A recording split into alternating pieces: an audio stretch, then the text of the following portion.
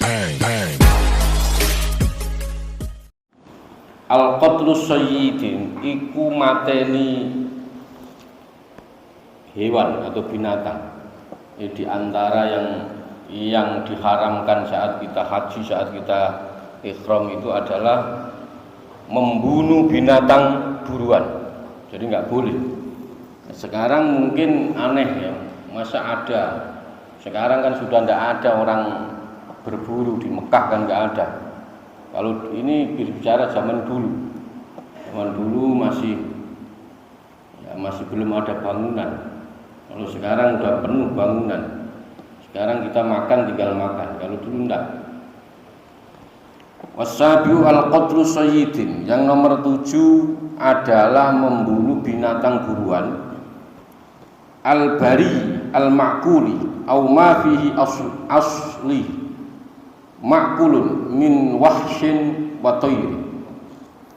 Diharamkan membunuh binatang buruan yang al-bari al-ma'kuli, yang hidup di daratan dan halal dimakan. Jadi apa saja ya, binatang yang hidup di darat yang dihalalkan. Apa saja. Au ma fi asli ma'kulun fil wahsyin wa tayri, atau induknya ada yang halal dimakan, seperti ya banyak ya, kayak apa namanya, burung atau binatang liar lainnya. Binatang liar yang nggak boleh. Intinya tidak boleh membunuh binatang yang jadi buruan. Zaman dulu kan ada dhob itu semacam biawak, terus burung. Nah, kalau sekarang sudah jarang, kecuali di padang pasirnya. Kalau di tengah-tengah Mekahnya sudah nggak ada ya, daerah sekitar Ka'bah. Wa yahrumu, dan diharamkan aidzon begitu juga soiduhu opo buruan wa wadul yadi alaihi wa ta'arrudu li juz'ihi wa sya'rihi wa rishi. Wa yahrumu aidon, dan juga haram soiduhu wa wad'u al-yadi, haram memburunya haram. Wa wad'u, atau menguasainya, memburu, menguasai, mengganggu bagian badannya, itu juga tidak boleh. Maksudnya bagian badan itu, kalau burung berarti apa namanya ini, bulunya ya, bulunya. Kalau sebangsa, kalau tidak badannya, kalau badannya ketutupan oleh bulu, berarti tidak termasuk, tidak boleh mencabut di bulunya, itu enggak boleh. Di bulu, mau bulu tipis, mau bulu kasar, mau apapun enggak boleh. Ini yang nomor 7. Wasamin, yang nomor 8, akdu nikahi. Jadi pas ke sana ya enggak boleh akad nikah. Kalau mau akad nikah sebelum apa sesudahnya. Wa yahrumu, dan diharamkan ala muhrimin ayak qidal nikah li nafsihi ay ghairihi biwakalatin au wilayatin. Wa yahrumu, lan diharamkan, dan diharamkan ala muhrimin, maka bagi orang yang sedang ihram haram melakukan akad nikah. Sedang ihram haram melakukan akad nikah untuk dirinya, li nafsihi au ghairihi, atau untuk orang lain. Biwakalatin au wilayah yaitu. Jadi untuk dia akad untuk dirinya enggak boleh, atau dia akad untuk orang lain juga tidak boleh, dengan cara wakil atau menjadi pokoknya intinya soal akad nikah mau jadi apapun, ketika ihram diharamkan, tidak boleh, dilarang. Watasiu, yang nomor 9, al-wat'u apa wati, bersetubuh, min akilin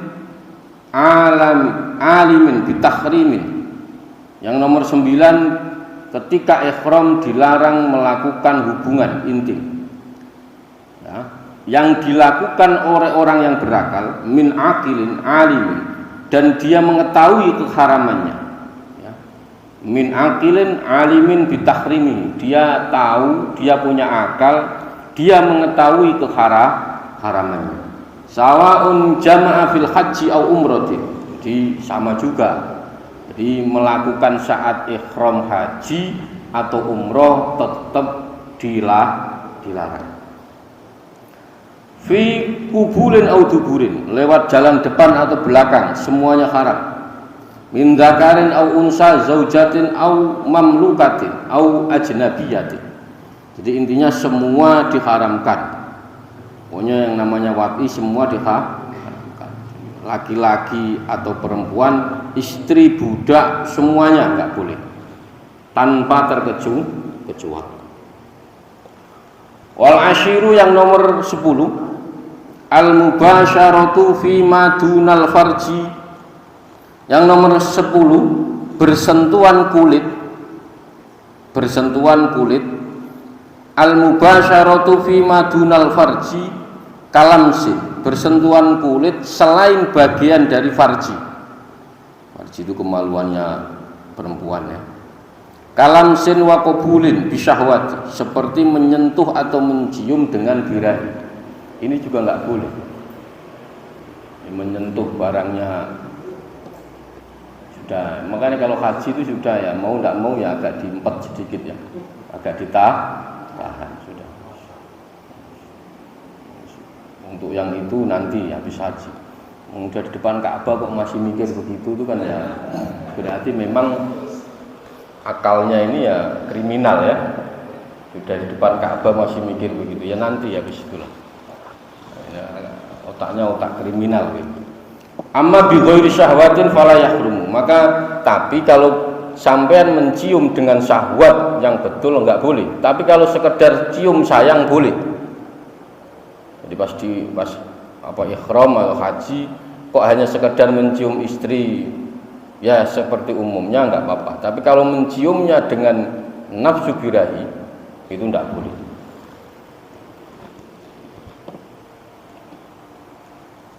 Wa fi jami'i dzalika, wa fi jami'i dalam semua hal, ai muharramatis sabiqati, dalam semua hal tersebut yang tadi itu adalah hal-hal yang diharamkan, al-fidyatu wa sayati bayanuhuma. Jadi dari semua yang disebut tadi itu, mulai nomor 1 sampai nomor 10 tadi itu semuanya yang diharamkan, itu disebutkan ketika Anda melanggarnya, maka diwajibkan membayar fidyah kalau sampai melanggarnya. Wasayati bayanuha, nanti akan dijelaskan penjelasan lebih detail, lebih konkret. Wal jima'u utawi jima', bersetubuh, berhubungan intim. Al madhkuru, yang telah dijelaskan, tafsudu bihi al umratu al munfaridatu, bersetubuh yang telah dijelaskan di atas semua tadi itu. Sampai kalau berhubungan itu, semua berhubungan itu dapat merusak ibadah Jadi kalau sampean sudah rusak, ya, bisa merusak ibadah. Amma allati fi dhamin haji fi qiradah fa hiya tabi'atun lahu sihhatan wa fasada. Amma allati fi dhimnin haji, di intinya pokoknya kalau sampean sudah mau haji atau ihram, hal-hal yang dilarang dicegah. Hal-hal yang dilarang dicegah. Jadi harus mengetahui. Biasanya kalau haji atau umroh pasti ada guide-nya. Jadi kalau yang bagi belum nggak tahu, ini biasanya dikasih buku saku. Ini yang nggak boleh ini. Nah, nanti mulai mikot, mulai ini dijelaskan semua.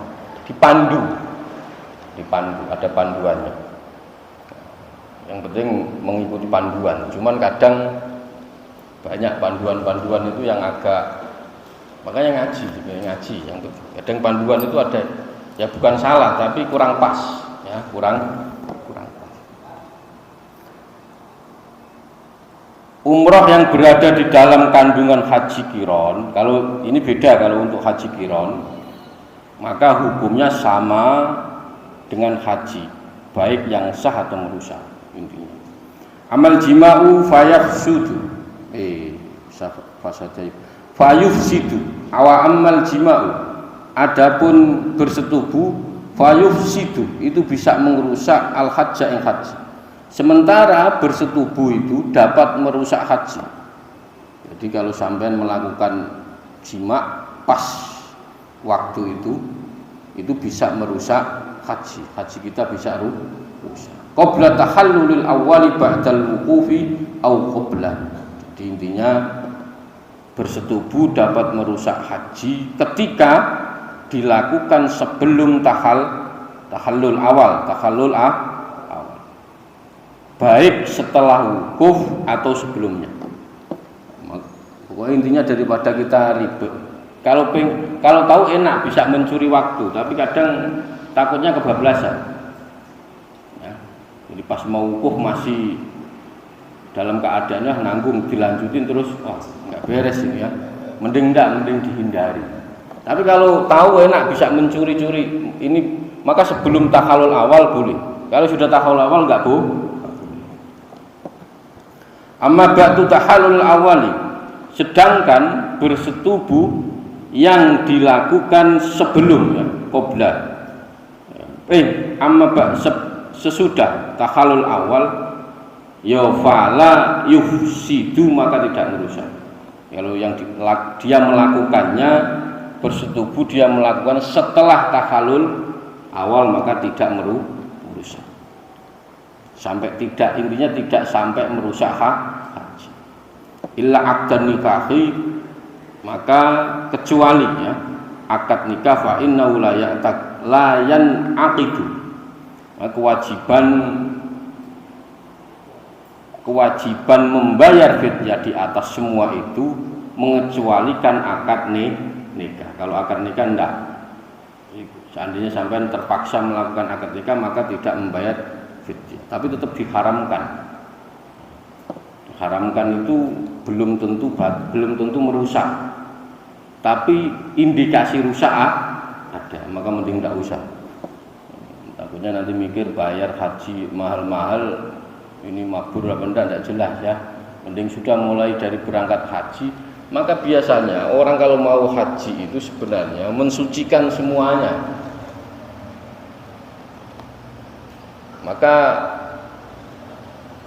tradisi kita itu sebelum haji kita manggil tetangga bersedekah, ngadain pengajian lah intinya ya. Itu dalam rangka mendoakan tetangga kita undang untuk mendoakan kita bahwa kita ini mau ke Baitullah. Maka niat sekecil apapun, niat keburukan itu jangan sampai ada. Maka tujuannya itu. Maka kita datang ke tanah suci betul-betul bersih, niatnya betul-betul benar. Karena ternyata ada yang pernah haji, ada ya. Sampai kan biasanya kalau di sini lihat wanita perempuan Indonesia, ya serius ini. Sampai kalau udah di sana itu pasti terlintas itu. Ternyata godaannya lebih kenceng dibanding di Indonesia. Kalau sudah masuk tanah suci, luar biasa.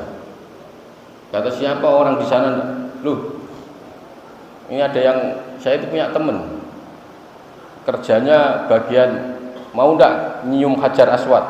Jadi kerjanya tukang nganter nyium Hajar Aswad. Jadi dia itu punya kemampuan spesialis untuk menerobos Hajar Aswad. Oh, iya ada. Ya kan? Bayarnya nggak tahu berapa real gitu. Jadi kalau udah dipegang dia sudah khatam, jalan-jalan udah khatam. Mungkin malaikatnya sudah pro sama dia ya. Serius, dia kerjanya sampean mau ndak nyium Hajar Aswad, tapi bayar sama dia. Jadi ternyata ya banyak godaan sebenarnya, banyak godaan. Terus pas nyium Hajar Aswad ternyata sampean nengok ke kanan perempuan cantik. Beda lagi pasti hatinya berubah. Atau sampean melihat orang yang jelek, orang hitam, semua mau hitam, sudah hitam, gosong macam-macam. Itu pasti pikiran sampean, loh, ternyata ada manusia yang model begini. Ya. Lah itu kan apa enggak kira-kira hati jelek itu? Jadi sampean ketemu perempuan cantik fitnah, perempuan ketemu yang jelek indikasinya sampean menghina. Loh sama-sama dosa loh ini. Kalau sampean ketemu perempuan cantik, sampean kena fitnah. Cantik ini. Ada fitnah itu. Tapi kalau ketemu yang jelek, sampean indikasinya menghina nanti. Ada manusia yang seperti ini. Begitu. Maka di Mekah itu masya Allah, luar biasa. Ini godaannya lebih luar biasa. Maka biasanya orang kalau mau umroh, mau haji itu ya minimal yang dulu-dulu tidak pernah ke masjid ya datang ke masjid dulu lah, latihan dulu. Semua sampai mau umroh seminggu lagi, sebelumnya tidak pernah ke masjid, ya udah mulai seminggu ini saya ke masjid terus. Nah itu latihan. Kalau enggak ya pokoknya gimana niat mau jalan ke Mekah itu niatnya ditata betul. Mau haji mau umroh itu niatnya ditata biar enggak kayak tadi itu. Ketemu orang cantik syahwat, ketemu orang jelek menghina, sama-sama dosa. Ini sama. Loh, karena sampean akan mengalami hal-hal yang tak terduga. Dikira kan di sana cobaannya hanya melihat orang cantik, ternyata enggak, melihat orang jelek juga ujian sama. Jatuhnya malah menghina ya, menjatuh. Ada orang-orang yang orang Afrika itu udah tinggi, hitam. Kalau tawaf itu gini, itu kayak kepala. Lah orang-orang Indonesia itu pasti secara ini udah kepalanya digina-gini. Lah itu kalau tidak sabar apa enggak berantem itu ya. Oh iya. Itu juga jangan dikira itu enggak ujian, itu juga ujian sama. Jadi niatnya ditata, ya niatnya ditata. Wala yakhruju al-muhrimu minhu bil fasadi bal yajibu alaihi al-mudiyu fi fasidihi. Wa yakhruju lan orang yang ihram itu minhu bil fasadi bal yajibu alaihi. Orang yang ihram tidak diperbolehkan keluar dari ihramnya. Sama orang sholat Allahu Akbar sampai tidak boleh membatalkan kecuali ada hal-hal yang urgent atau yang gempa atau apalah macam-macam itu yang boleh, ada yang membolehkan sebagian ulama. Jangan kayak di film apa itu ada udah tsunami udah tahu dia sholatnya masih aja ya meninggal dunia gitu. Terus meninggal dunia pas sholat ya dia tahu kalau dia ada tsunami malah sengaja nggak mau melarikan diri. Wah aneh.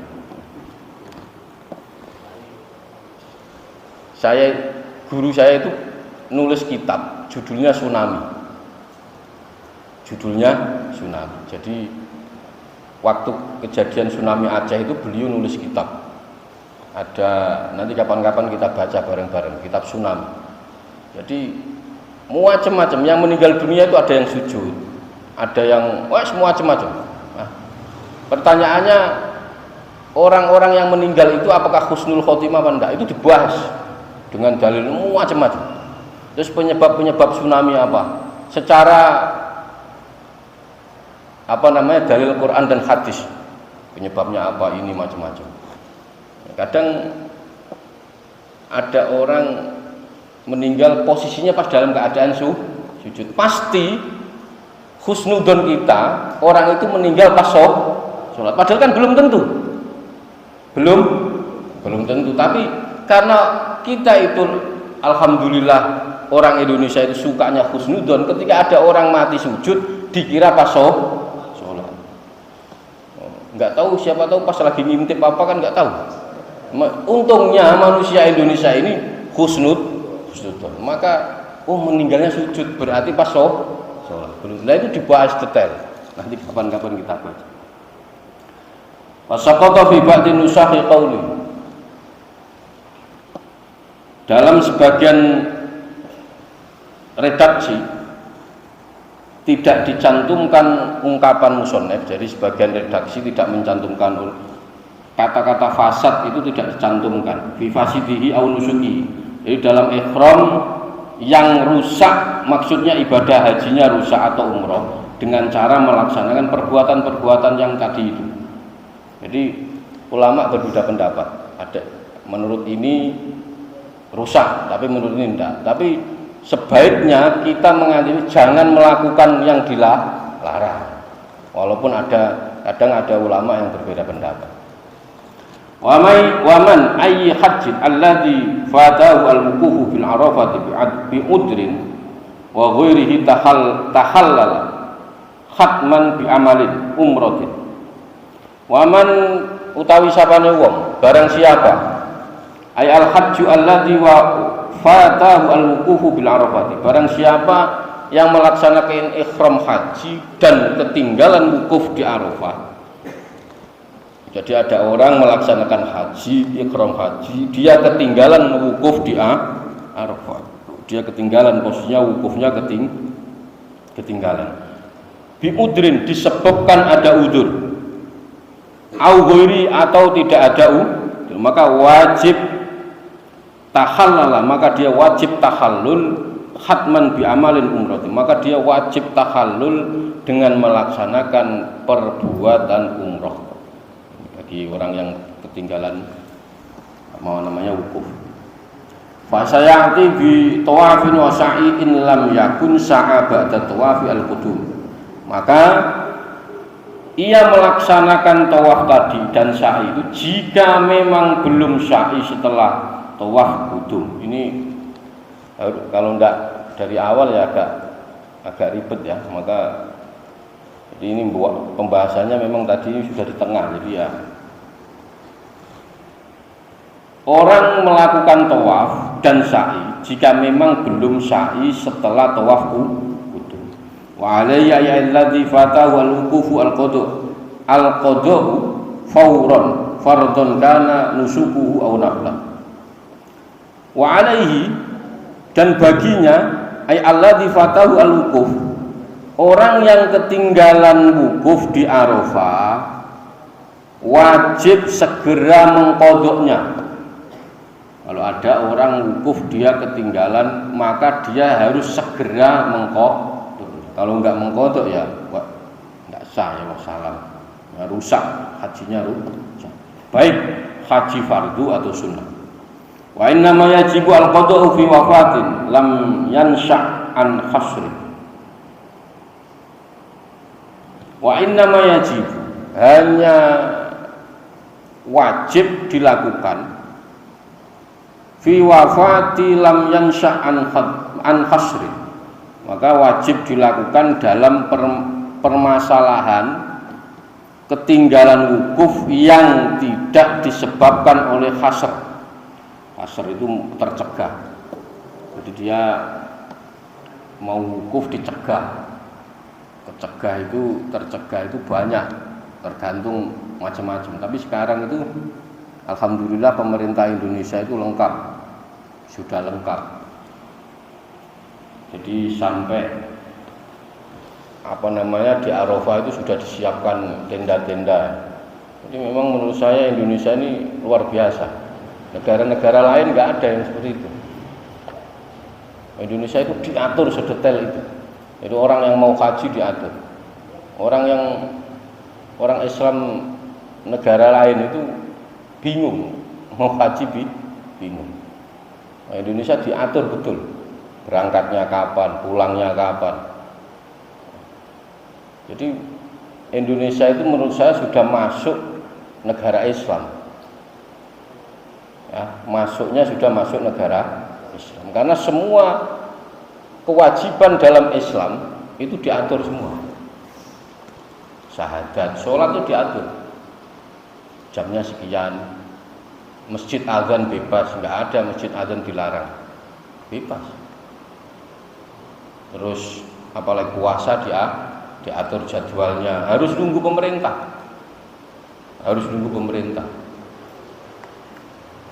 Secara falaknya pemerintah mungkin ada yang punya alat canggih mungkin, tapi menurut saya tetap canggih pemerintah alatnya untuk melihat hilal, untuk melihat macam-macam. Terus puasa dia sampai lebaran pun ditentukan. Kalau yang lain enggak. Fa'in mata, mongko lamun mati lam yuqdo anhu fi asoh, maka jika ia meninggal dunia tidak wajib dikodoi menurut pendapat yang asoh. Ini kok ternyata dia itu pas wukuf kok meninggal, atau dia belum wukuf kok meninggal, maka tidak perlu dikodoi. Wa alaihi ma'al qadha al haji, bagi orang yang ketinggalan wukuf ma'a qadha'i al, di samping mengkodok dia juga wajib membayar fit. Jadi kalau ada orang wukuf dia ketinggalan, maka dia wajib mengkodok. Setelah wajib mengkodok dia juga wajib membayar fidyah. Wa yujadu fi ba'din nusahi ziyadatun, di dalam sebagian redaksi ditemukan keterangan tambahan. Wallahu a'lam bishawab. Jangan lama-lama ya. Intinya pokoknya kalau haji itu ditata dulu betul. Kita ini niatnya benar, tidak untuk gagah-gagahan, tidak untuk pulang biar dapat label haji. Tapi memang dipikir-pikir juga ada orang habis haji terus nggak dipanggil haji itu marah nggak kira-kira? Marah ya? Oh, haji mahal-mahal. Kalau maka niatnya ditata betul. Karena haji itu pahalanya nggak bisa ini. Pokoknya pahalanya haji itu ya yang balas cuma Allah. Enggak ada ukurannya. Kalau memang sampean haji mabrur jelas yang balas cuma Allah. Oh alam. Bismillahirrahmanirrahim. Hadratin Nabi Mustafa Muhammad sallallahu alaihi wasallam wa ala jami'i ikhwanihi minal anbiya wal mursalin wa awliya wa syuhada wa sholihin. Aina ma kanu min syarqil ardi ila magharibiha mubarriha wa bakhriha. Khususan Maulana Syekh Abdul Qadir Al-Jilani, Syekh Wa'udin Naqsabandi, Syekh Al-Hasan As-Sadri, Syekh Ali bin Abi Bakar As-Siddiq, jami'i masyayikhina, khususan mu'alif hadal kitab Syekh Ibnu Athaillah Iskandari, Syekh Muhammad Alawi, Syekh Mujibir lahum. Al-Fatihah. A'udzu billahi minasy syaithanir rajim. Bismillahirrahmanirrahim. Alhamdulillahi rabbil alamin, arrahmanir rahim, maliki yaumiddin. Iyyaka na'budu wa iyyaka nasta'in. Ihdinas siratal mustaqim. Shiratal ladzina an'amta 'alaihim ghairil maghdubi 'alaihim waladdallin. Amin. Sampai mana ini? Ikramul mukmin ya. Udah lewat.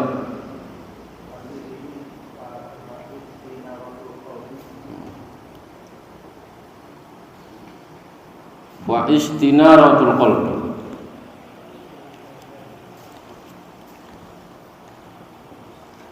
Jadi ikram, Anda memuliakan orang mukmin itu sama saja Anda memuliakan Allah Subhanahu wa taala. Wa man 'adal mu'minan faqad 'ada sayyidu. Kalau sampean memusuhi orang-orang mukmin, sama saja Anda memusuhi tuannya, bosnya. Siapa bosnya orang mukmin? Yaitu Allah Subhanahu wa taala. Maka jangan sekali-sekali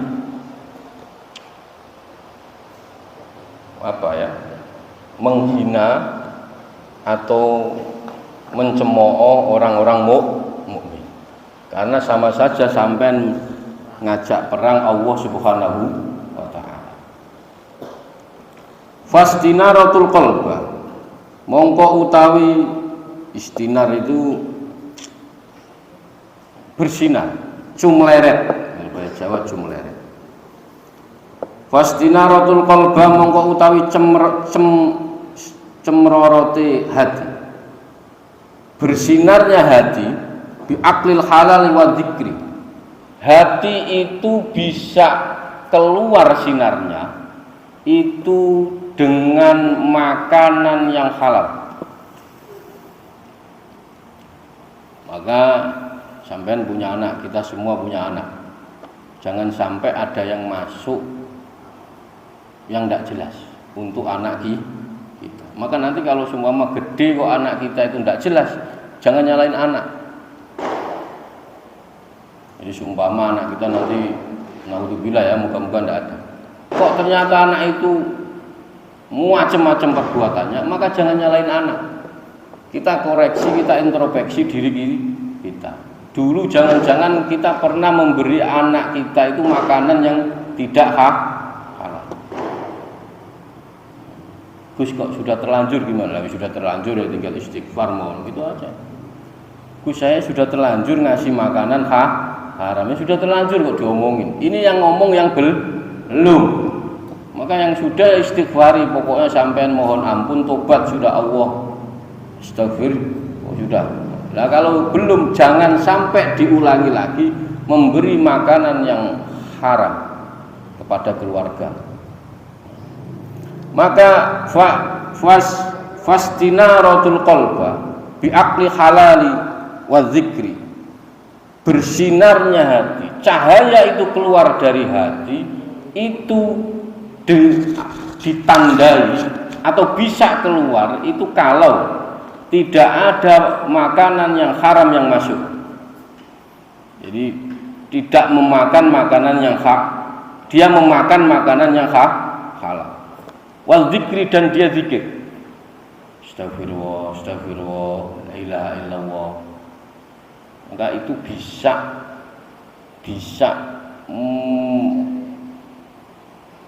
muncul cahaya dari hati kita. Wa tilawatil Qur'ani dan membaca Quran. Nah, salah satunya diantaranya adalah membaca Quran itu juga bisa menghidupkan hati, bisa hati itu jadi sinarnya keluar.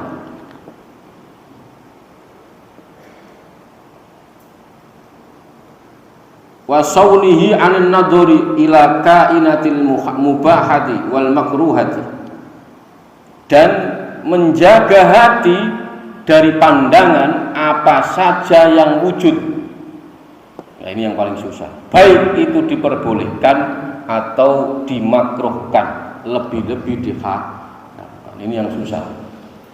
Sampean wong mata aja kita susah mengendalikan, apalagi hati. Tapi kalau sampean yakin tidak pernah makan yang haram, zikirnya jalan, baca Qur'annya jalan, maka mata kita itu akan diselamatkan dari melihat yang haram.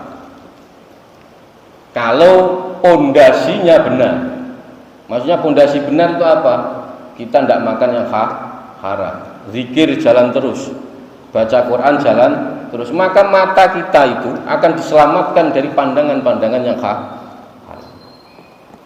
Maka kata Imam Ghazali itu mata itu ada tiga. Mata itu ada tiga. Yang pertama adalah mata fisik. Fisik ini, mata fisik ini punya jarak pandang terbatas. Paling 50 meter udah nggak kelihatan jelas. 50 meter ya, 50 meter sudah ada orang tapi nggak tahu siapa ini. Ini yang pertama, sangat terbatas mata itu. Mata fisik ini sangat terbatas. Yang kedua, mata akal. Karena sampean punya akal, sampean bisa menciptakan teleskop. Mungkin jarak 50 meter awalnya tidak bisa kelihatan. Karena mata akal kita hidup, kita bisa menciptakan teleskop kayak teropong. Mungkin 1 kilo, 2 kilo, 4 kilo masih kelihatan jelas. Itu menurut Imam Ghazali mata akal. Dulu orang komunikasi jarak jauh bisa dihitung, Pak. Dulu zaman dulu. Sekarang hampir semua orang bisa komunikasi karena ada handphone. Dulu sebelum adanya video call hanya lihat suara, hanya dengar suara. Sekarang sudah bisa melihat gambar secara utuh. Sampai di Amerika sama di Indonesia langsung komunikasi bisa. Nah ini sebab apa? Sebab mata akalnya hidup.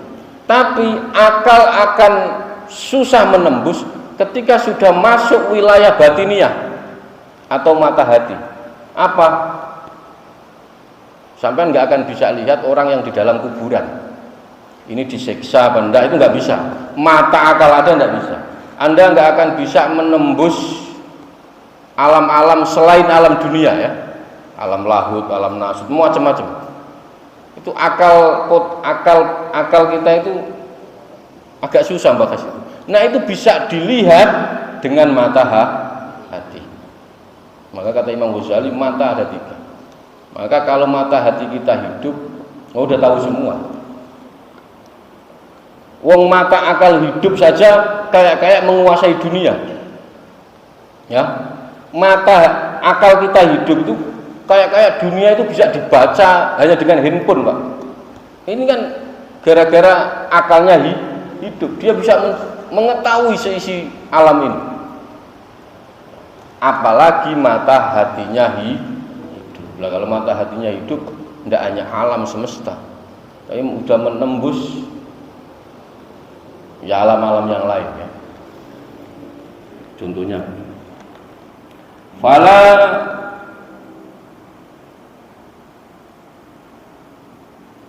maka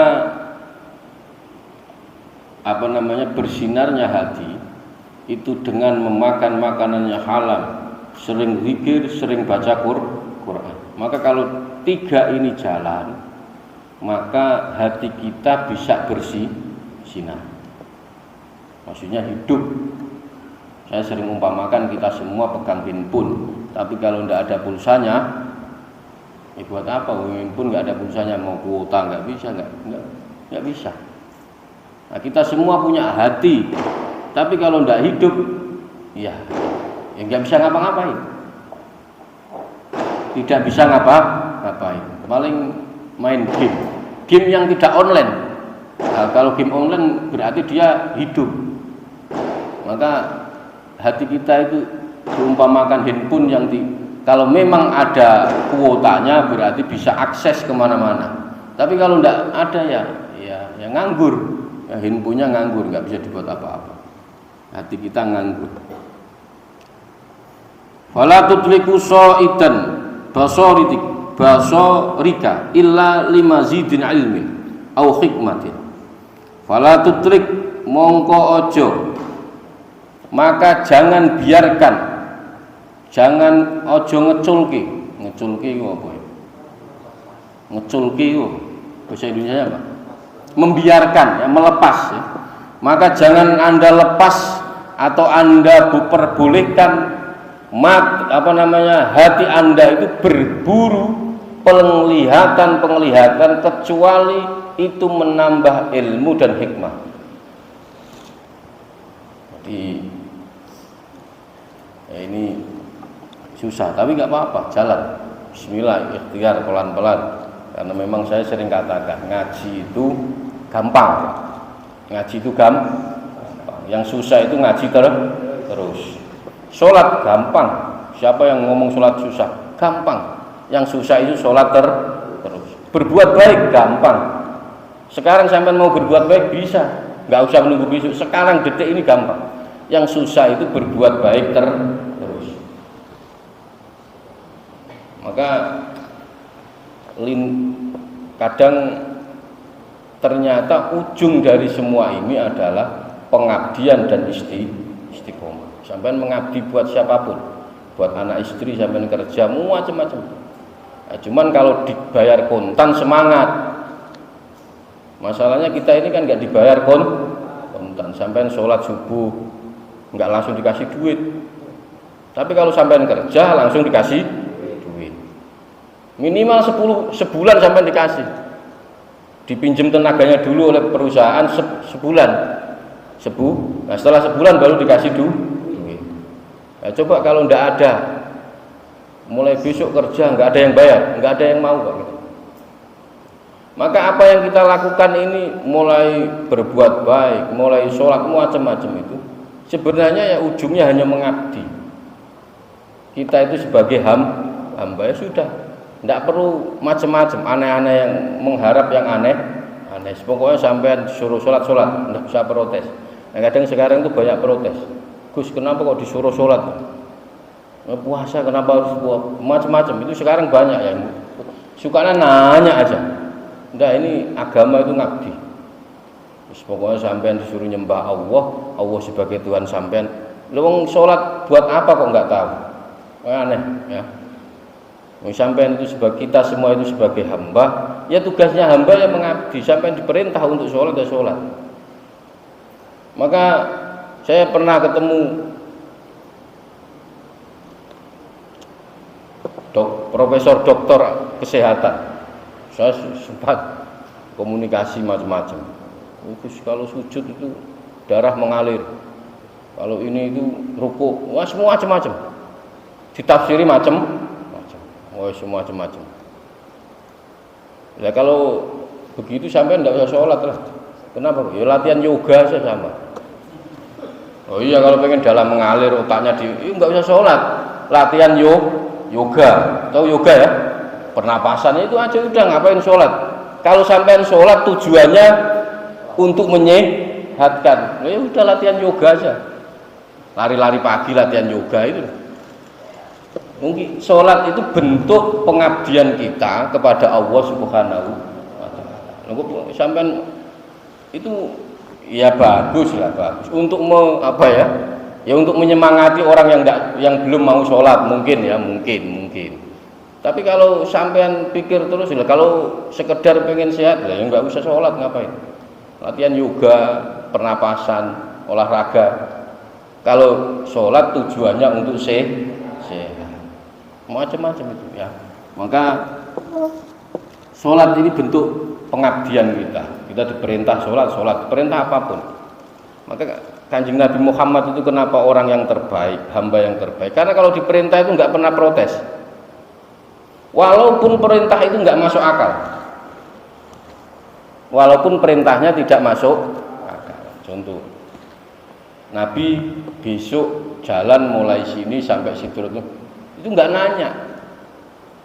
Kalau sampean seumpama disuruh Allah seumpama, kamu terbang, itu pikiran sampean pasti, saya kalau terbang mana sayap saya, itu pikirannya pasti begitu. Kalau Kanjeng Nabi enggak pernah mikir seperti itu. Ya, kalau bahasa militernya siap, disuruh apa aja siap. Kalau kita masih kadang mikir, saya mau ke sana bagaimana itu. Lah itu bedanya akal nubuwah dengan akal-akal kita yang kriminal itu. Kalau akal nubuwah itu udah enggak ada ini. Kanjeng Nabi itu akalnya nubuwah. Ketika diperintah jalan. Dari Mekah ke Palestina itu kan logikanya waktu itu mestinya jalan begitu jauh kok, jalan kaki apa tidak capek atau macam-macam. Nah itu bedanya akal nubuwah dengan akal-akal kita ya. Banyak protes kadang-kadang kan. Nah, kalau protesnya masuk akal nggak apa-apa, karena kan protesnya tidak masuk. Maka jangan biarkan atau jangan melepas hati Anda untuk berburu penglihatan, kecuali penglihatan itu menambah ilmu dan hikmah. Maka saya sering katakan, kita itu kalau mau bicara setiap kejadian yang pernah kita jalani semua, kita sekarang mungkin ada yang umur 40-50 tahun, mungkin sudah mengalami hidup mulai remaja, itu sampai kalau bisa membaca fenomena itu pasti mendapat hikmah. Yang jadi masalah kita itu nggak pernah membaca itu, hanya ya selintas saja, pusingnya pas sehari 2 hari, nanti dikasih enak lupa lagi. Manusia ya begitu kan. Tapi kalau kita mau melihat, membaca hikmah itu, pasti ketemu jawabnya, pasti. Nah cuman kita kadang enggak mikir sampai. Pokoknya intinya saya sekarang harus kerja. Kalau enggak kerja saya enggak makan. Pikirannya hanya itu aja. Padahal dia kerja baru beberapa tahun. Kita itu kerja lah kalau pas waktu lulus SMA saja tuh. Atau lulus kuliah baru kerja. Sebelumnya kita nggak kerja hidup kok. Sebelumnya kita nggak kerja hidup. Nah, kok sekarang ngomong saya kalau nggak kerja makan apa? Sebelumnya nggak kerja juga makan. Ini aneh-aneh. Kadang kita itu gayanya punya akal yang pinter, tapi kadang-kadang mikirnya kacau. Saya itu harus kerja. Kalau nggak kerja mati saya. Anak istri saya makan apa? Nah, gitu. Nah, sebelumnya ini dia nggak kerja ya makan. Di dalam kandungan nggak ngapa-ngapain ya hidup. Faktanya hidup. Lahir nggak bisa kerja, mana ada bayi lahir kerja? Nggak ada.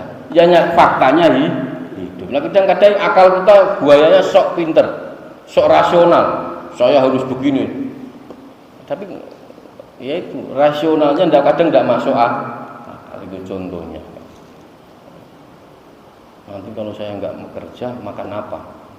Padahal dia itu kerja baru lulus SMA atau baru lulus kuliah. Sebelumnya dia kan nggak kerja. Iya Gus, pasti makan mau ditanggung sama orang tuanya. Lu sampean itu ditanggung Allah kok nggak yakin, kan aneh. Aneh. Kita ini semua ditanggung Allah. Lo kok nggak yakin gimana? Kita dulu ditanggung sama orang tua aja yakin ya. Nah, itu contohnya. Maka akalnya kadang lucu. Fala tatlub iwadun ma yaqulu. Maka iwadu ma taqulu hadhil mir'atun. Sodiyat kul aini biha ramadun. Ya, ro itu ya. Ro apa za? Ro ya. Ramadun yakunu bika hubbur riyasati wal jah. Iwadun matakulu, ganti ucapanmu disuruh ganti ya.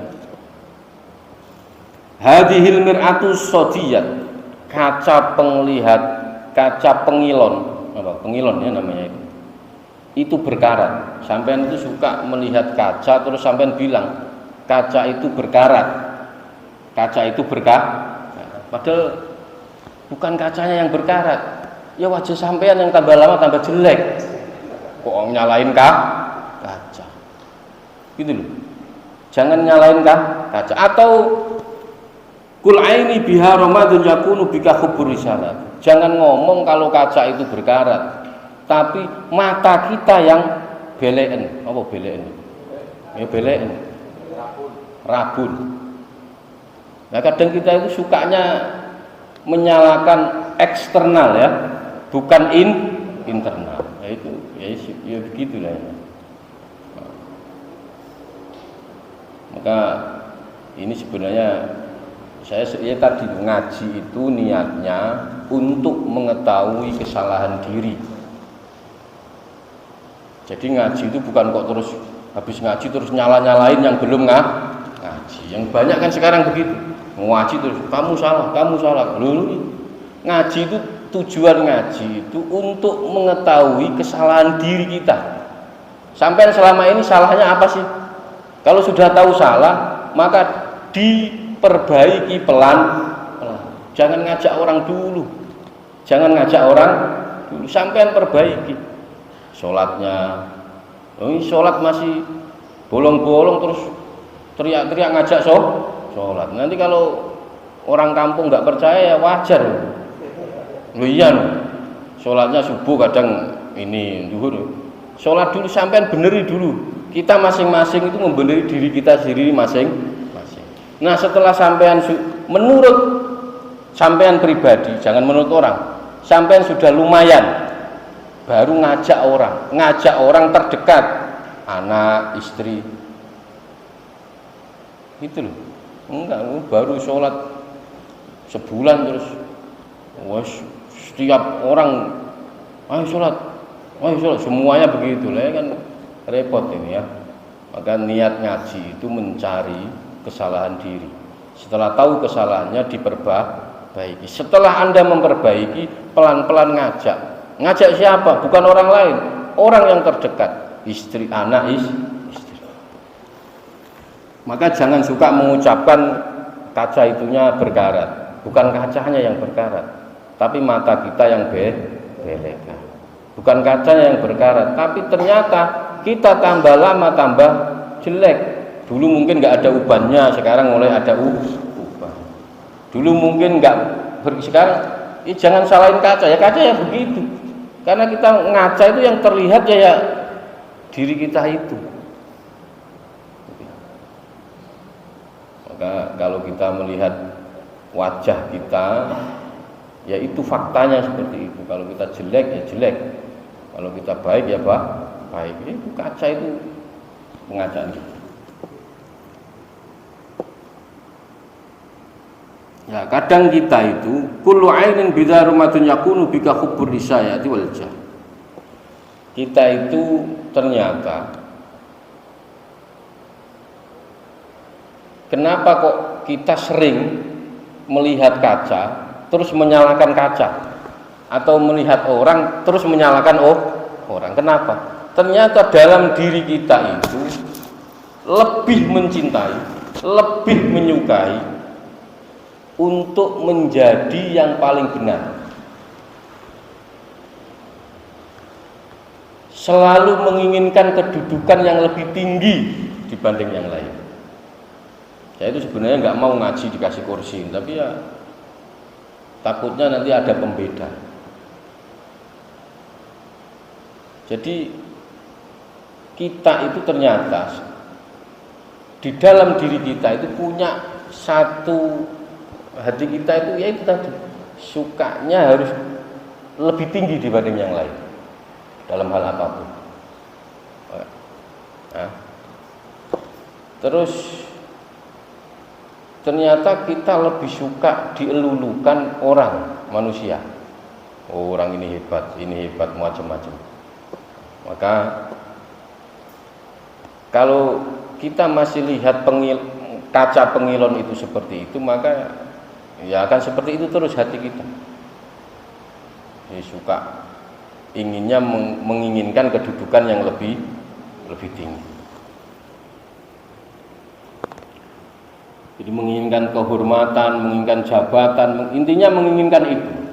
Ternyata di hati kita, enggak, saya enggak pengen jadi kepala desa. Lu bukan soal jadi kepala desa, tapi sampean punya keinginan lebih tinggi dibanding orang yang sampean salahkan.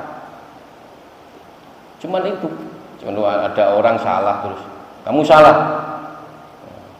Ternyata kita menyalahkan itu bukan karena aturan agama itu salah, tapi ternyata kita menyalahkan itu punya tujuan, saya lebih tinggi dibanding kamu karena kamu salah, saya benar. Paham nggak maksud saya? Paham ya? Itu. Maka ternyata berat orang dakwah. Sampean ada orang salah, ada contoh ada orang berbuat maksiat. Kalau sampean niat sampean niatnya salah semua itu. Ketika sampean menegur orang yang maksiat, kok tujuannya untuk menjatuhkan orang-orang itu, bahaya. Itu lebih bahaya. Kelihatannya benar, kelihatannya ya memang benar, ada orang maksiat kita larang, kita ini. Tapi tujuannya enggak itu. Tujuannya menjatuhkan kalau dia maksiat, saya tidak. Maka saya lebih tinggi dibanding yang maksiat. Watakulu asy-syekh, maka syekh berkata,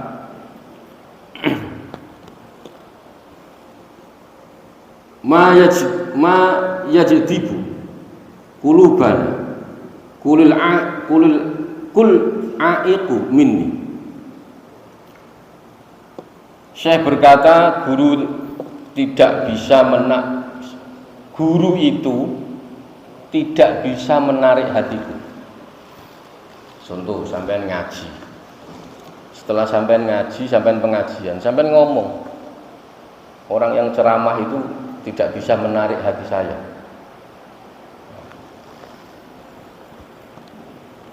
Ya, sampean raba aja sendiri masing-masing. Sampean pernah tidak melihat ceramah atau mengaji ya ngaji? Selama ngaji itu sampean tidak masuk belas.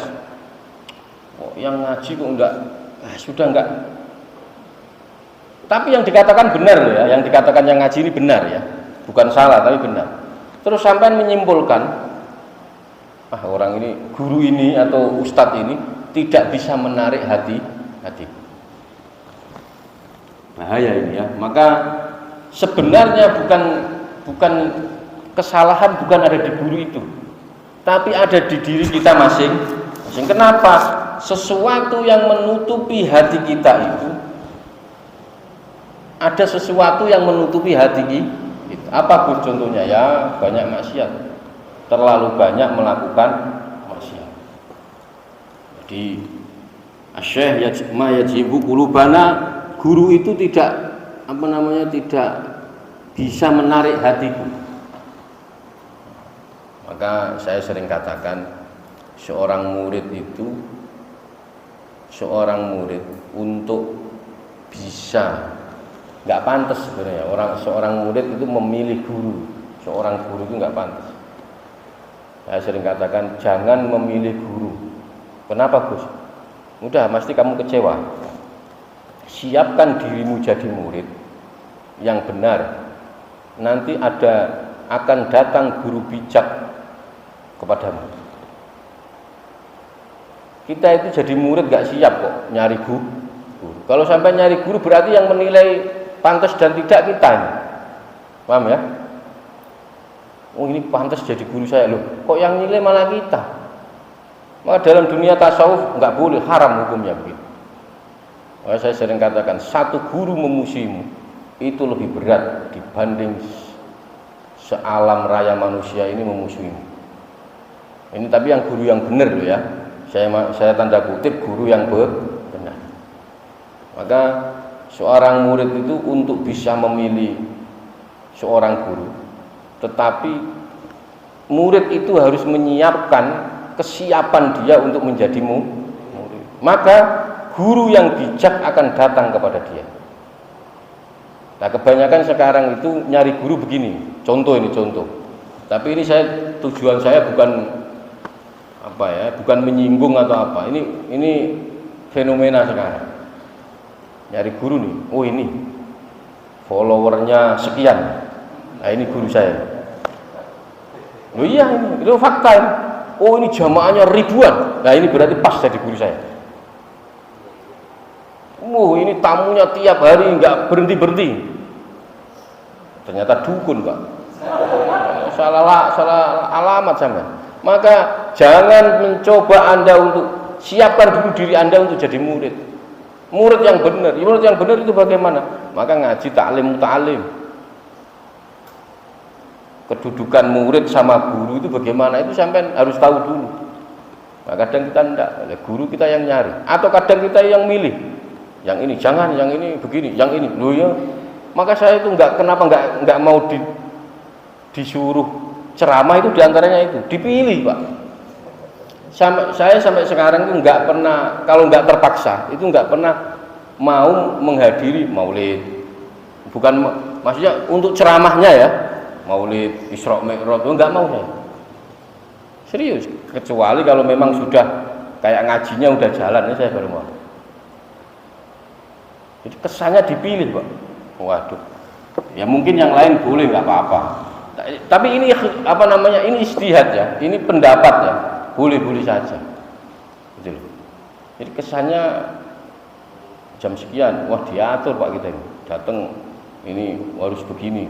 Loh ini kiainya sampean apa saya ini? Gitu Pak, sekarang diatur semua. Contohnya begitu. Tapi memang fakta sekarang masyarakatnya begitu. Ya.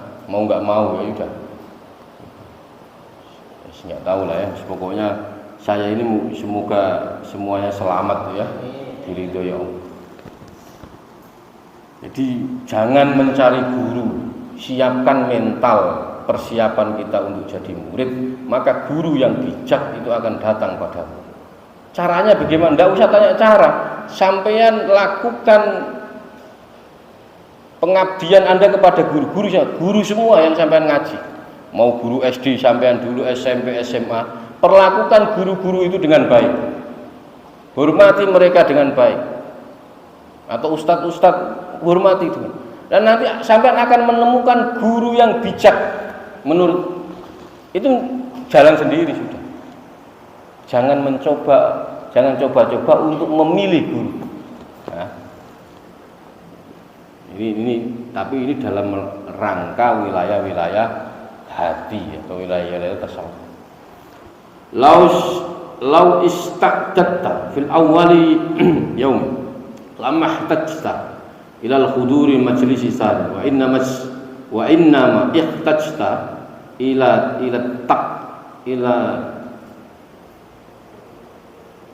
tak itu ya ikrari likuwati sodai qalbika hatta takuna likulli majlisin sok itu apa? Qop apa fa'il? Qop ya?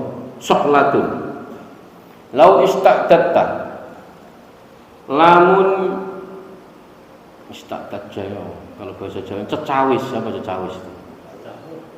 Cecawis menyiapkan kalau bahasa Jawanya cecawis berarti menyiapkan. Seandainya kamu sudah menyiapkan ya, persiapan dari awal untuk melakukan perjalanan menuju Allah Subhanahu wa taala.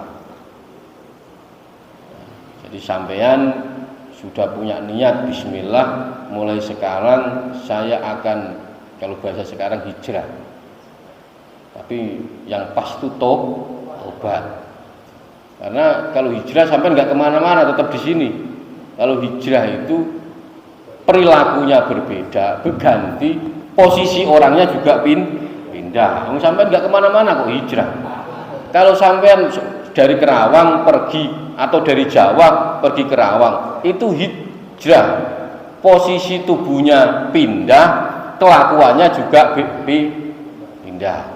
Yang dulu mungkin nggak jelas pindah Kerawang jadi jelas, itu namanya hijrah. Kalau tobat sampean nggak dulu punya perilaku yang jelek, sekarang tobat jadi baik, itu tobat. Nah kalau sampean ngomong hijrah berarti sampean harus pindah dulu, jangan di sini pindah kemana Kalimantan lah itu baru namanya hijrah. Jadi hajarah itu hijrah dari Mekah ke Madinah. Baginda Nabi itu dari Mekah ke Madinah. Jadi posisi fisiknya juga ikut pindah. Lah kalau sampean nggak kemana-mana berarti sampean tobat. Maka seandainya Anda semua, kita semua ini sudah menyiapkan persiapan di awal kita niat di awal untuk apa? Melakukan suluk. Suluk itu ya mulai sampean pengabdian. Tentu kamu tidak butuh majelisnya gurumu yang kedua kali. Jadi kadang kita itu Pak niat ngaji itu kadang masih pilih-pilih. Ini gurunya gimana ya? Lihat dulu gurunya. Kalau cocok sama saya ikut. Loh kok hitungannya kok cocok sama saya? Kan lucu ya. Sesuai ajaran Islam apa enggak? Aturannya mestinya begitu. Kok enggak? Kalau cocok sama saya ya saya ikut. Loh, ini guru mau ikut sampean apa sampean yang ikut guru? Kalau nyari standar guru itu jangan nyari yang cocok sama sampean. Tapi apa yang diucapkan itu sesuai syariat apa enggak? Kalau cocok enggak cocok ya tergantung. Kalau sampean pas lagi duitnya banyak, kerungu denger semuanya cocok aja punya duit. Jajal sampai enggak punya duit, guru yang model apa ngomong juga enggak enak. Ngomong sampai enggak punya duit kok urusan cocok dan enggak cocok. Maka kalau apa yang diomongkan guru, didawuhkan guru itu sesuai dengan aturan mainnya syariat Islam. Dalilnya Qur'annya ada, hadisnya ada, ya sudah itu. Gitu. Mungkin cara penyampaiannya yang berbeda, mungkin, tapi itu pun tidak boleh Anda nilai karena manusia itu punya sifat karakter sendiri. Maka jangan suka membanding-bandingkan guru satu dengan guru yang lain. Pokoknya sampai ngaji tujuannya ngaji adalah mencari kesalahan diri. Jadi ngaji itu bukan milik guru, bukan nanti kalau sudah tahu nyalah-nyalahin orang, tapi diri kita sendiri itu yang salah di mana. Saya umur sudah 50 tahun, 40 tahun, loh kok begini-begini aja tidak ada perubahan. Saya Islam dari lahir, sholat ya begini-begini aja. Allahu Akbar ya ingatnya bayaran, ingatnya cicilan BRI, BNI. Daripada Islam dari lahir. Allahu Akbar, waduh besok cicilan BRI. Tidak apa-apa sudah, tapi ya memang faktanya begitu kok. Mestinya itu yang perlu kita introspeksi itu yang itu. Kita itu Islam dari lahir seret langsung diazan Allahu Akbar. Jadi kuping kita yang kanan langsung dengar suara Allahu Akbar. Tapi ternyata dengan perjalanan sampai sekarang ya nggak ada perubahan. Begini-begini aja. Ya enggak apa-apa. Yang penting sampai jadi umatnya Kanjeng Nabi, moga-moga masuk surga semua. Wa inna mahtajja, maka kalau sampean betul-betul dari awal itu ingin dari awal itu kita memang sudah betul masuk ke dalam majelisnya guru kita, maka tidak perlu mengulangi kedua kali sampai untuk meyakini bahwa hati saya pas di situ. Kadang orang itu besok coba lagi, kok masih begini, besok lagi, gitu. Orang ngaji itu tidak pas, ganti. Aduh repot. Ya. Wa inna mahtajja ila takraril quwwati suja'il qalbika hatta takuna likulli majlisin surqa. Maka mestinya kita itu butuh mengulang-ulang datang ke majelis guru tanpa pikiran macam-macam. Pokoknya sampai datang. Ya. Karena hati kita sangat berkarat, maka perlu digosok sering digosok. Kita datang ke majelis ilmu seperti ini tuh Pak, saya sering katakan, kalau sampean pengen tahu surga, sebenarnya nggak perlu bahas surga, kejauhan Pak bahas surga, karena itu masih angan-angan. Tapi yang jelas, dawuhnya Kanjeng Nabi Muhammad SAW, majelis ilmu itu termasuk taman surga. Ini nggak usah bahas surganya. Sampean kalau sudah masuk di tamannya, berarti surganya tinggal selangkah. Logikanya mestinya begitu. Nggak usah nanti saya ingin surga Firdaus, nggak usah kejauhan. Kelas kita ini pokoknya masuk majelis ilmu saja. Kenapa? Karena di situ udah taman surga. Kok kita bahas surga Firdaus, surga macam-macam kejauhan. Nggak, sudah makom-makom kita ini pokoknya setiap ada majelis ilmu datang. Setiap ada majelis zikir datang. Karena itu taman-taman surga ya di situ. Lugus kalau ndak ngaji gimana? Kita bisa menciptakan sendiri taman surga. Contohnya apa? Contohnya begini. Kalau kita pulang, mbok sekali-sekali anak kita itu diajak diskusi seperti ini. Ngajinya udah sampai mana? Iqra 1. Coba sini Bapak alif, ba, ta, sa, a. Itu berarti sampean kita semua juga sudah mulai menciptakan taman surga di rumah. Tanya sama istri. Jadi sholatnya gimana? Sholat ini bacaannya apa? Doanya apa? Itu berarti kita sudah mulai menciptakan taman surga di rumah.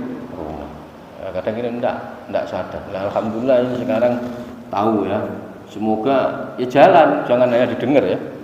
Nanti coba. Kita itu punya anak, tapi enggak pernah diajak komunikasi soal begitu. Paling ngaji gak? Iya ngaji. Tapi enggak pernah pulang, enggak pernah ngajinya sampai mana. Maka diajak komunikasi soal ngaji itu. Iqra 1, Iqra 2 atau Iqra 3. Maka nanti anak itu saya sering katakan memorinya akan tersimpan di memori dengan rapi. Oh iya, dulu bapak saya pas ngaji Iqra pernah diajarin bapak saya. Yung bapaknya nggak pernah ngajarin, terus mau ingat bapaknya bagaimana? Loh iya. Sekali-sekali anak itu diajak ke masjid, maghrib diajak ke masjid, jalan bareng. Gus kalau diajak masjid terwami, enggak apa-apa, biarin. Saya itu termasuk salah satu yang membolehkan anak teriak-teriak di masjid. Enggak apa-apa, biarin sudah. Lu kalau nggak ada anak kecil di masjid yang mau nerusin datang ke masjid siapa? Maka udah anak kita ajak ke masjid semua. Mau dia rame, mau biarkan. Yang penting nanti diatur posisinya di belakang, jangan di depan lah. Tidak apa-apa. Nah itu nanti memori anak itu yang mengingatkan. Oh iya, saya dulu maghrib subuh diajak bapak ke masjid. Mungkin saja seandainya anak kita nanti sudah gede, ternyata galau. Karena kita sudah nggak ada, terus dia galau. Mungkin memori yang muncul itu. Oh iya, bapak saya pernah ke masjid Bapak. Kita nggak tahu loh, sama-sama nggak tahu. Maka nanam yang baik untuk siapa ya? Bukan untuk siapa ya? Untuk anak kita, untuk anak-anak. Maka kalau memang mestinya kita itu butuh mengulang-ulang datang ke majelis guru, tujuannya apa? Bukan karena ilmu ini kok diulang-ulang terus, enggak. Tapi hati kita itu sudah terlanjur berkah. Karatnya kuat sekali, maka enggak bisa sampai hanya menggosok satu kali. Perlu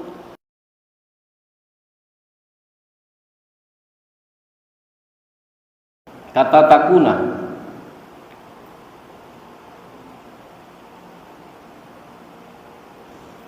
Hatta takuna likulli majlisin sholat, sehingga setiap kita hadir dalam majelis guru kita ada penghapus sholatun itu artinya penghapus. Jadi mungkin dulu hati kita yang sering banyak maksiat, sering ngomongin orang, sering suudzon, itu sekali datang dihapus satu, sekali datang dihapus satu, sekali datang terus. Maka lama-lama hati kita akan muncul benih-benih cahaya. Semoga kita termasuk dalam cahaya-cahayanya Allah Subhanahu wa taala.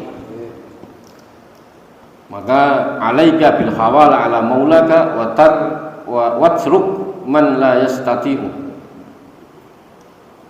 Alaika bil hawala, kamu kita semua ini selalu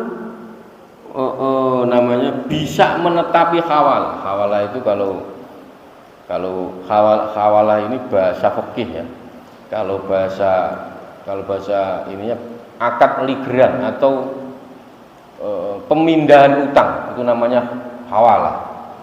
Tahu pembangunan utang kan? Jadi perpindahan pembayaran utang itu namanya hawala kalau di fikih. Jadi tahawul itu artinya berpindah posisinya. Tahawul itu ada, tahwil itu pengalian. Jadi pengalian utang piutang. Jadi saya utang ke si A dialihkan ke si, yaitu atau dari pihak apa kalau sekarang kreditur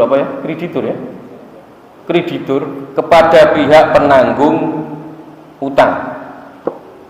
Contoh kayak gini, kita ngambil perumahan, kita kan utangnya jadi perumahan itu antara bank sama investor ya, antara pengembang itu sudah ada kerja sama. Jadi yang nanggung utang kita adalah bank, paham ya? Bank yang bayar ke, kita yang bayar ke bank. Nah itu namanya akad hawala, akad hawala. Boleh diperbolehkan dalam fikih, itu boleh. Kita itu sering melakukan hawala, pemindahan utang kita kepada Allah. Sering sampai. Kita itu sering. Kalau ditanya apa-apa, udah Allah pokoknya. Sering apa enggak? Allah diikut-ikutan terus. Ya apik bagus. Tapi kalau urusan baik enggak apa-apa. Tapi urusan yang enggak jelas, yang disuruh tanggung jawab waduh kan bahaya. Ini kriminal kelas berat ya. Oh iya, ya Allah. Kalau baik seumpama sampean kok sholat terus ya, itu Allah lah. Ya tapi enggak, ini sesuatu yang jelek terus. Tenang, Allah itu Maha Pengampun. Ngono gitu terus.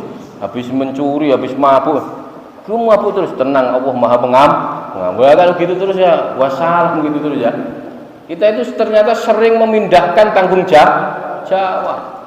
Kalau dalam hal fikih namanya hawalah, pemindahan utang dari kreditur ke pihak penanggung utang. Nah, kita itu ternyata sering sering mengikutkan Allah dalam hal-hal yang nggak jelas. Maka mulai sekarang dihentikan, yang kayak gitu-gitu dihentikan. Pokoknya yang kalau sampai utang nggak bayar, ya sampai tanggung jawab saja, nggak usah tenang Pak, saya punya Allah, nanti Allah yang bayar. Lu gimana itu sampai yang utang kok sampai itu? Gitu loh, contohnya begitu. Contohnya begitu. Ya, Yaqta iyasaka, ya. Hamzah itu ya, iyasaka. Iqta mesti akisiro, memastikan Anda. Iyasaka. Iyasa itu apa? Putus, artinya putus. Minal khalqi dari makhluk, wa wajhi raja'aka ilal maliki bihaqqi ilal maliki al haqqi, ya, enggak ada baknya ya. Wangdur madza amaluka wa madza amilika. Maka iqta, kita semua harus bisa putus hubungan dengan makhluk. Maksudnya ya enggak bisa Gus, kita ini kan manusia, enggak hubungan, makanya kita putus hubungan itu. Sampean jangan suka mengharapkan dari kecewa. Kata Sayyidina Ali itu, kepahitan yang paling pahit itu berharap sama makhluk, pasti kecewa. Pasti kecewa, kata Sayyidina Ali begitu. Maka kita harus berani putus dengan makhluk. Maksudnya putus itu jangan terlalu mengharap kepada makhluk. Sama-sama tidak penting kok sampai harapkan. Kadang kita mengharap si A, ternyata si A juga mengharapkan sama kita, ya sama saja, sama-sama tidak penting. Maka mulai sekarang hadapkanlah penghadapan kita kepada Allah Subhanahu wa Ta'ala. Jangan terlalu mengharap ya, kalau sebenarnya nggak boleh mengharap kepada makhluk, itu nggak boleh. Agar kita itu jangankan kok sama orang lain, sama istri aja, sama istri. Istri itu yang sampean cintai, dulu mencintai, sampean cintai betul. Sampean berharap nanti kalau sudah nikah setiap hari ini, faktanya sekarang sampean pulang kalau tidak bawa uang, berantem ayo. Berarti istri kita tidak sesuai harapan yang kita ingin, itu saja masih kita kumpuli tiap hari Pak. Berarti kita hidup ini sebenarnya dalam keterpaksaan. Apalagi anak, dulu sampai punya anak, pengen anaknya ganteng, pinter, soleh. Faktanya anak kita tidak sesuai yang kita harapkan, kecewa pasti. Kita pengen anak kita nanti ranking 1, ranking 2, ternyata faktanya enggak. Jangankan ranking, mau sekolah aja alhamdulillah. Maka sudah, pokoknya sampean punya anak, punya istri, ya sudah, serahkan anak sampean kepada Allah. Sampean tugasnya cuma ikhtiar aja sudah. Kita ini pokoknya mendidik itu aja sudah. Urusan nanti mau jadi apa bukan posisi dalam kehendak kita. Contohnya wangdur, masih lama, masih jauh enggak? Wangdur, wallahu a'lam bishawab, semoga bermanfaat. Wallahul muwaffiq ila aqwamit thoriq. Wassalamualaikum warahmatullahi wabarakatuh. Maulaya sholli wa sallim iman abada ala habibika khairil khalqi kullihim huwal habibul ladzi turja syafa'atuhu likulli hawlim minal ahwali muqtah ya Rabbi bil Mustafa lana waghfir lana ma